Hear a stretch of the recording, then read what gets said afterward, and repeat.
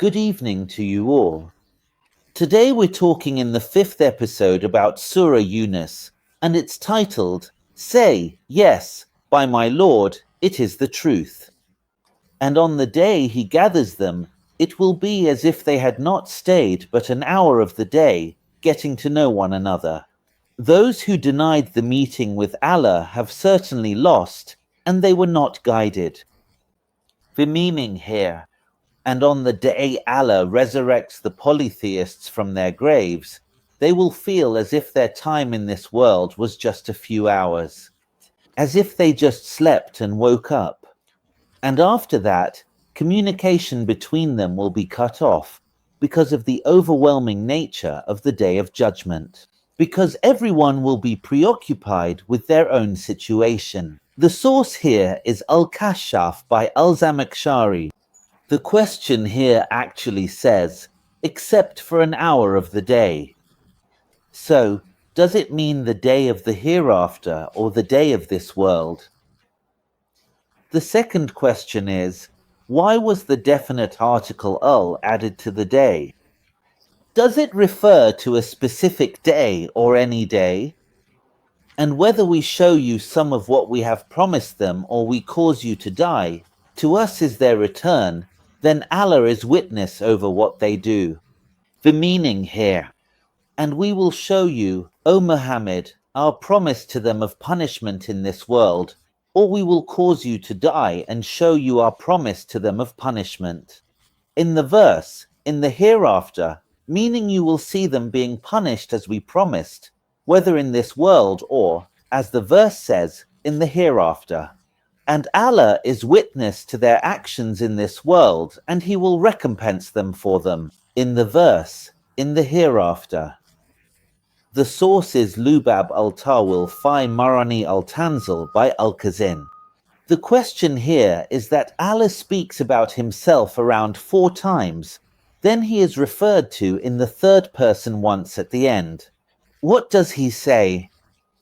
He says, whether we show you some of what we promised them, or we cause you to die, to us is their return. Very good. And then he goes back and says, then Allah. So why not say, then I am witness to what they do? Why wasn't the whole structure completed using a single pronoun, so that it would remain the first person pronoun? Allah is the one speaking in all cases, not just 4 times, and then in the 5th time, someone else is speaking about him. I mean, would Allah himself say, then Allah is witness to what they do, and for every nation is a messenger, so when their messenger comes, it will be judged between them with justice, and they will not be wronged. The meaning here is that we have sent to every nation a messenger who calls them to believe in Allah. So what happened? Some of them denied him, while others believed him. So Allah judged between them in this world. He destroyed the disbelievers and saved the messengers and those who believed in their message. And there are others who say that this judgment did not occur in this world, but will be in the hereafter. This judgment of Allah, by which he punishes some and saves others or rewards some with paradise, will be in the hereafter and did not occur in this world at all. The source is Lubab al-Tawil fi Marani al-Tanzil by Al-Kazin. I don't have a question here. And they say, when will this promise be, if you are truthful? The meaning. The polytheists are asking the Prophet Muhammad, saying to him, when will the hour be established? When will we face this promised punishment that you claim? The source is Tafsir al-Hidayah Ayala Bula al-Nihaya by Maki ibn Abi Talib. I don't have a question. Say, I have no power to harm or benefit myself except as Allah wills. For every nation there is an appointed term. When their time comes, they can neither delay it by an hour nor advance it. The meaning here is that Allah is telling the Prophet Muhammad, say to the polytheists, O Muhammad, I have no power to benefit or harm myself except for what Allah wills to enable me to do. So why are you asking me for something that is not within my power? The source here is Al-Wazit fi Tafsir al-Quran by Sheikh Mohammed Syed Tantawi. Actually, I have a stylistic remark here, or rather a formal question. It says La Yastakirun and the Hamza is placed on the ta, not on the alif, meaning it's not written with an alif. Whereas in Surah Al-Araf, verse 34, the Hamza is actually placed on the alif, as in La Yastakirun. Look at the difference between the two. Why was it written this way here?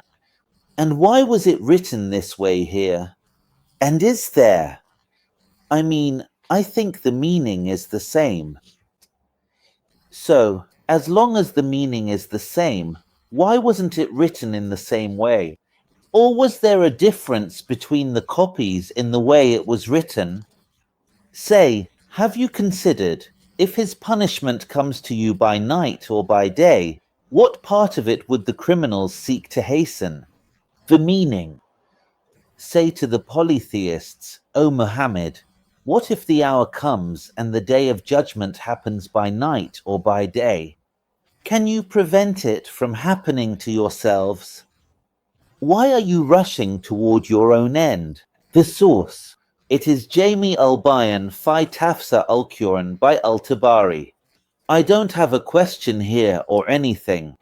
Then, when it actually happens, will you believe in it now, even though you used to hasten it before? The meaning. And what if the day of judgment actually comes, O polytheists? Will you believe in it then, in what you used to rush to happen? The source is Jami al-Bayan fi Tafsir al-Quran by al-Tabari. Actually, I have a very simple question here.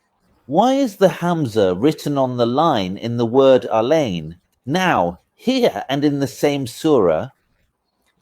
In Yunus 91, which we'll get to soon, it says alain in this form, and both of them have almost the same meaning. So, what is the wisdom behind writing alain this way in this surah and that way in the other surah? Is there a difference in meaning, or was there a variation between the manuscripts in the way it was written? Then it was said to those who did wrong, taste the punishment of eternity. Are you being recompensed for anything except what you used to earn? The meaning is that on the day of judgment, the keepers of hell will say to the polytheists, taste the punishment of hell, which will last forever, as a recompense for your disbelief. The source is Al-Jami Li'akam al-Quran by al-Qurtubi. I have a question here. It says, then it was said, the verb is in the passive form. Who is it that said to the polytheists, taste the punishment of eternity? Is it Allah or someone else? Is it really the keepers of hell? And what is the evidence? And they ask you to inform them. Is it true? Say, yes, by my Lord, it is most certainly true, and you cannot escape it. The meaning here is that the polytheists will ask you while mocking, O Muhammad, is what you are promising us of punishment really true? Say to them, yes, what I am promising you of punishment is true and certain, and you will not escape from it. The source here is Fath al-Qadir by al-Shakani. Actually, I have a question here that really caught my attention. He says, say, that is, my question is about this particular word. I mean, we're used to the Quran saying, say, yes, by my Lord, it is true, but, or say, yes, by my Lord, it is true, but here it says, say, by my Lord. I mean, I think this is a deeply local dialect from that time, because if it were pronounced in the Egyptian dialect, he would have said, say, by my Lord, it is true. So the point here is that God might speak the language of the Arabs, but he also spoke in their dialect. And if every soul that had wronged had all that is on earth, it would offer it as ransom, and they will conceal their regret when they see the punishment, and judgment will be passed between them in justice, and they will not be wronged. The meaning here is that if every polytheist owned everything on earth, it would not save them from the punishment. That is, even if they possessed it and offered it to ransom themselves from God's punishment, it wouldn't work.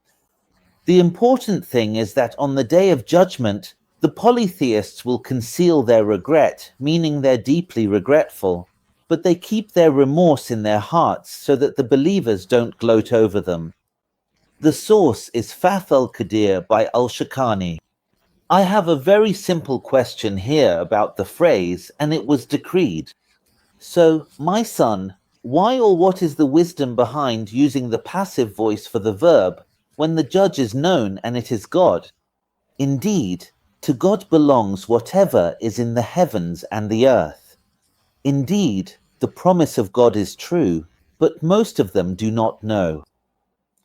The meaning here is that God owns the heavens and the earth and everything on them, including humans.